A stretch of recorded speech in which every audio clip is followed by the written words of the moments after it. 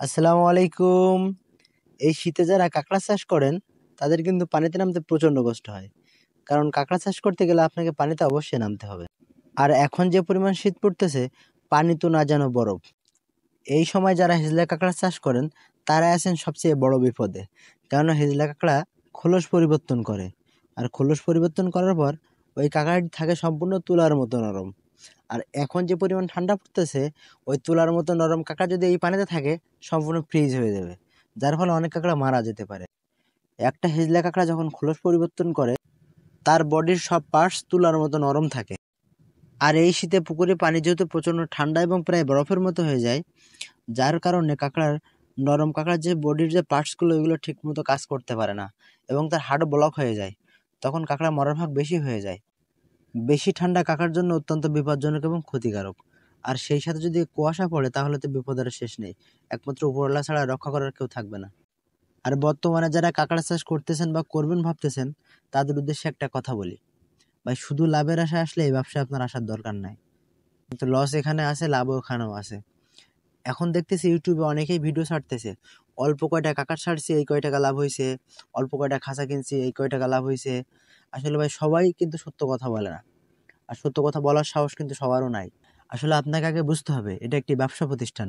এখানে আপনার লাভও আছে, লসও আছে। ব্যবসায় লাভ লস দুইটাই আছে, এটা আপনাকে আগে মেনে নিতে হবে। তাই না হলে আপনি ব্যবসা করতে পারবেন না। আর ব্যবসায় লাভ লস আসে বিধায় আল্লাহ পাক ব্যবসাকে হালাল করেছেন। এটা আপনাকে আগে মাথায় রাখতে হবে। সেজন্য আপনাকে কাঁকড়া ব্যবসা নাই, যে কোনো ব্যবসা করতে হলে লাভ এবং লস দুইটা হিসাব করে আপনাকে আসতে হবে। এটা মাথায় নিয়ে আসতে হবে আপনি একটা ব্যবসা করতে আসছেন, এখানে আপনার লাভও হতে পারে, লসও হতে পারে। তারপর বাকি উপরওয়ালা ভরসা। উনি যেটা করবেন তার উপর তো আমরা কেউ যেতে পারবো না। তবে আমার জায়গা থেকে বলতে গেলে এই বছর সবচেয়ে আমার লসের ভাগ বেশি। কারণ আপনারা যারা আমার ভিডিও রেগুলার দেখেন তারা হয়তো জানেন আমার একটা অ্যাক্সিডেন্ট ঘটছিল। তারপর থেকে আমাদের ব্যবসা অবনতির দিকে গেছে। তবুও আমরা হাল ছেড়ে দেইনি, চেষ্টা করে যাচ্ছি। দেখা যাক আল্লাহ পাক কপালে কি রাখছে। আপনাদের কাঁকড়া চাষ সম্পর্কে যদি কোনো প্রশ্ন থাকে তাহলে আমাদেরকে জানাবেন। ইনশাল্লাহ আমরা চেষ্টা করবো আপনাদের উত্তর দেওয়ার। তবে ভাইয়া, আপনারা অনেকে আমার কাছে ফোন করেন, কল দেন, মেসেজ করেন। আসলে সেইভাবে সবার উত্তর আমরা দিতে পারি না। এজন্য আমরা আন্তরিকভাবে দুঃখিত। আপনারা যদি কোনো প্রশ্ন জানার থাকে আমাদের হোয়াটসঅ্যাপ নাম্বার দেয়া আছে। আপনারা হোয়াটসঅ্যাপে নক দিবেন। আমরা সময় পেলে আপনার উত্তরগুলো ওখানে দিয়ে দেওয়ার চেষ্টা করব। আর কাঁকড়ার বক্স আমার কাছে অনেকে নিতে চান। আসলে আমি দূরে কোথাও ওইভাবে বক্স কখনো পাঠাইনি। আমি দূরে পাঠাতে পারবো না। তবে আমার কাছের আশপাশের মানুষজনকেও যদি নিতে চান, সাতক্ষীরা জেলার ভিতরে থাকলে আমার বাসার লোকেশন আমি দেবো। আমার এখানে আসবেন, এসে বক্স দেখবেন। দেখে একটা দরদাম করে নিতে চাইলে নিতে পারেন। আমি আমার এখান থেকে কিছু বক্স বিক্রি করে দিচ্ছি। কাঁকড়াগুলো আমাদের যেহেতু প্রতিদিন চেক করতে হয়, তাই শীতে প্রতিদিন পানিতে নামাতে অনেক কষ্টের বিষয় এবং অনেক ঝামেলা। তাই আপনারা চাইলে একটা আমাদের মতো নৌকা তৈরি করে নিতে পারেন। তবে আমরা তৈরি করছি প্লাস্টিক দিয়ে। এই প্লাস্টিকটা আসলে আমাদের বাড়িতে ছিল, যার ফলে আমাদের কোনো খরচ হয়নি। তবে আপনারা চাইলে শোল বা ফোম দিয়ে একটা নৌকা তৈরি করে নিতে পারেন, যাতে করে আপনার চলাচল করতে অনেক সুবিধা হয় এবং পানিতে না নামা লাগে।